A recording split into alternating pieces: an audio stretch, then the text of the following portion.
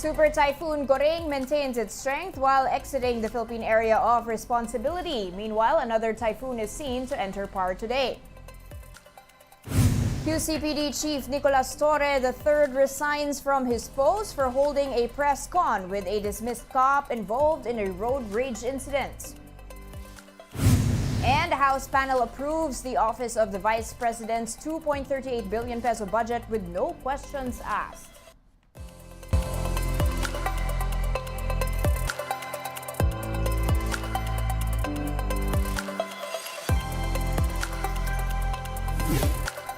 Fast, focused, and fearless, here's a roundup of stories we're watching. Now, I'm Danny Laurel.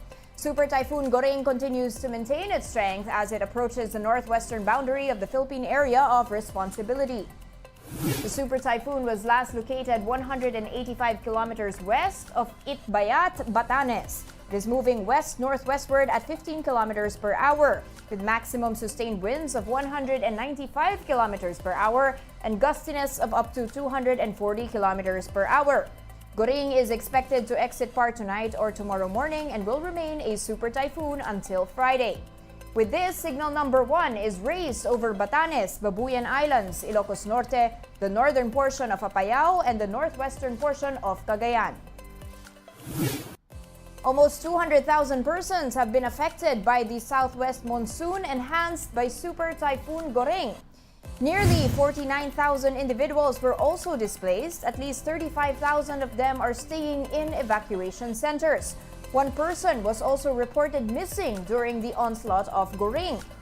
Meanwhile, initial damage to infrastructure is worth more than 41 million pesos. In other news, the House of Representatives swiftly ended its deliberations on the budget of the Office of the Vice President. The briefing ended in just 15 minutes. It's after Senior Deputy Majority Leader Sandro Marcos moved to terminate the deliberations, citing parliamentary courtesy. This was after the OVP presented an audio-visual presentation of its accomplishments and priorities for the 2024 budget. Some 21 panel members voted in favor of the motion. This means that the budget will go to the plenary without further interpellation with agency officials. This is not the first time this happened, as the OVP budget deliberations were also abruptly ended in 2022. Some Makabayan bloc lawmakers tried to object, but they were ignored.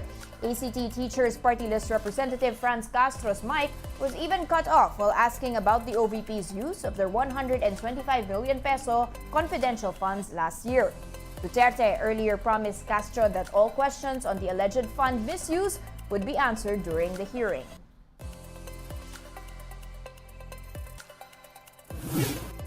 We're bringing you more stories after this week. Quick break, keep it here on One News.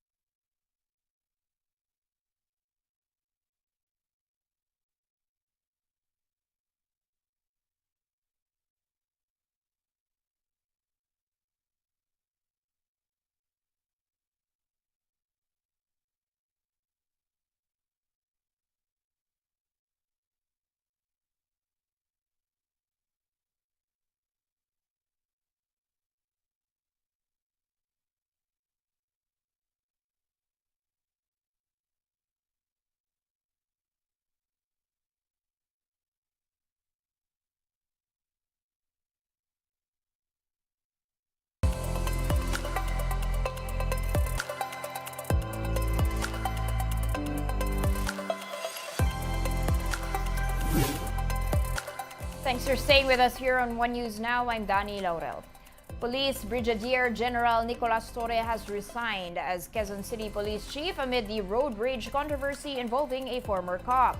Torre says he personally talked to his regional director and police chief Benjamin Acorda just this morning to relieve him from his post. It will be effective tomorrow, Thursday.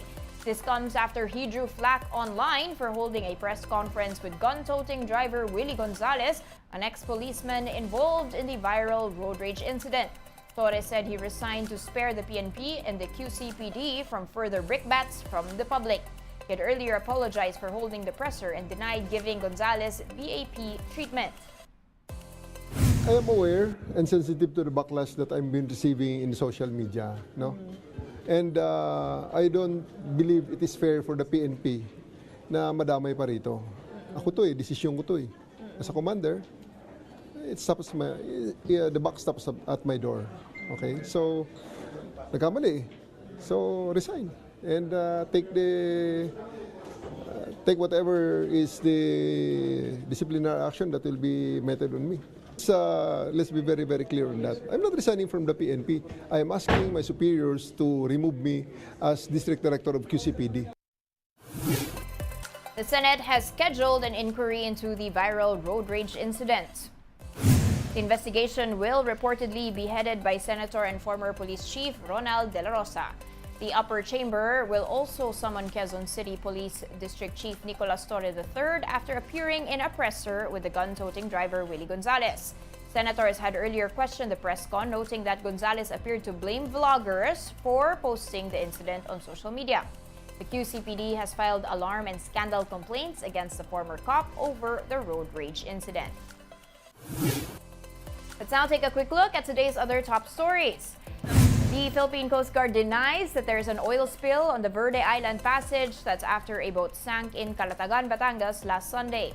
Anita DJ2 was carrying 70,000 liters of diesel oil when it sank in Calatagan en route to Palawan. The PCG maintains that residents should not be alarmed since diesel oil is quicker to dissipate compared to the industrial oil carried by the sunken MT Princess Empress in Oriental Mindoro. The Coast Guard will send a ship equipped with a water cannon to dissipate the oil sheen where the fishing vessel sank. The MMDA has suspended the proposal for a shared bike and motorcycle lane. The agency met with motorcycle and bicycle riders' groups who voiced their opposition against the proposal, citing road safety concerns. The MMDA says the challenge now is deciding where the separate bike and motorcycle lanes would be placed. But for now, the policy stands that motorcycles are not allowed to use the bike lane. The Commission on Elections reports that over 530,000 aspirants have filed their certificates of candidacy for the barangay and SK elections over the past 2 days. This covers some 82 provinces. Now, so far, 2 election-related deaths have also been reported in Albay and Cotabato. COC filing will last until September 2, while the BSK elections will be held on October 30th. Over to sports, Italy shut the door on Gilas Filipinas' second-round hopes after beating the Pinoys in the FIBA World Cup. Marty Bautista tells us more. Gilas Filipinas entered their final group stage game in the FIBA World Cup, needing to beat Italy by at least 13 points. The national team opened up the game solid, but soon the Italians rediscovered their stroke and slowly zoomed to a double-digit lead. Behind steady offense, Italy was able to keep the Pinoys at bay until the buzzer sounded. Final score 90-83 for the Italians. Simone Fontecchio led the way for the world number 10 squad with 18 points and 6 rebounds. It was a tough team, tough game. We made our best and we got the win. That's the most important thing. We played the right way. We played continuously the right way the whole game, except maybe the last 2-3 minutes. Fontecchio also had high praise for Gilas naturalized guard Jordan Clarkson for his stellar output this World Cup. JC finished with 23 points, 7 rebounds, and 6 assists in the game. He's a hell of a player. He played his heart off the whole game, the whole 3 games I saw, and it was just unbelievable. You guys are really lucky to have him. Meanwhile, Gilas guard Renz Abando called out critics of the national team, particularly its coaches. Abando said now is not the time to bash the national squad. This comes after the crowd booed head coach Chot Reyes during team introductions ahead of the Italy game. Ito yung time na hindi na dapat natin hinahatak pababa yung mga teammates ko, mga coaches ko. May nababasa ko, and lalo na sa mga coaches, hindi ito yung tamang panahon para i-bash sila kasi tao lang din tayo, nagkakamali, and ginagawa rin nila yung best nila. With the win, Italy moves on to second round along with the Dominican Republic from Group A, while the Philippines and Angola were relegated to Group M for the classification games. They'll be facing teams who also failed to qualify from Group B. The Philippines still has a chance to be the top team in Asia if they're able to sweep the two classification games. If they do this, they have a chance to book a trip to Paris for the Olympics next year. We're super motivated. I think from the beginning we've been motivated. Our team is strong. We fight. We ain't giving up throughout the whole game. We haven't really felt like we've been out of any games. And we fighting. We strong mentally, and we're gonna put it together and try to get these two. Even with Gilas out, the country will continue to play host to the remaining FIBA World Cup games. Catch the action live on One Sports, One Sports Plus, and Pilipinas Live app. For News 5, Marty Bautista, we are One News. After that heartbreaking loss to Italy, Gilas head coach Chot Reyes apologized to the Samahang Basketball ng Pilipinas chairman Emeritus Manny V. Pangilinan. This was revealed by MVP himself a day after Gilas lost its third and final group stage game versus Italy. Pangilinan commends the Reyes and the rest of the team for putting up a fight and doing their best during the games. He said that the team just needs to figure out what went wrong in their campaign. The sports patron also hopes the Philippines can move up the FIBA World Rankings from the current 40th. After the loss, Gilas has been relegated to the classification matches with the hopes of becoming the best Asian team and earning an Olympic berth. Nag-text sa akin si Chot late last night with only 2 words. Sabi niya, sorry, boss. Hindi pa ako sasagot kasi hindi ko alam kung ano sasagot. I feel for Chot. I have no doubt. I have no doubt that he tried his best. And I feel for our players. I have no doubt either that they tried their best. One News Now will be back tomorrow at 7:30 a.m. I'm Danny Laurel. We are One News, all sides, all the time.